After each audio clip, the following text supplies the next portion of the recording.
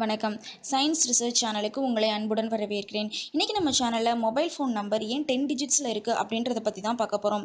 உலகம் முழுவதும் டெக்னிக்கல் ரீசனுக்காகவும் யூசருக்காகவும் தான் மொபைல் நம்பர் 10லேருந்து 11 டிஜிட்ஸ் வரை இருக்கும். யூகே, சைனா போன்ற நாடுகளில் 11 டிஜிட்ஸ்ல தான் நம்பர் இருக்கும். இந்தியாவில் கவர்மெண்ட் நேஷனல் நம்பரிங் பிளான் படி எல்லா மொபைல் நம்பருமே 10 டிஜிட்ஸ்ல தான் இருக்கும். இப்போ நம்ம 9 டிஜிட் நம்பர் யூஸ் பண்றப்போ 1000 மில்லியன் ஆர் 100 கோடி நம்பர் மட்டும்தான் நம்மளால உருவாக்க முடியும். ஆனால் நம்மளோட மக்கள் தொகை 125 கோடி அப்படின்ற அளவில் இருக்கிறதால 10 டிஜிட் நம்பர் யூஸ் பண்ணாதான் ஒட்டுமொத்த மக்கள் தொகைக்கு ஏற்ற மாதிரி ஒவ்வொருத்தரும் ஒரு நம்பரை யூஸ் பண்ண முடியும். 2003ஆம் ஆண்டு டிபார்ட்மெண்ட் ஆஃப் டெலிகம்யூனிகேஷன் 10 டிஜிட் நம்பர்ஸை 30 வருஷத்துக்கு யூஸ் பண்ணுற மாதிரி லான்ச் பண்ணியிருக்காங்க.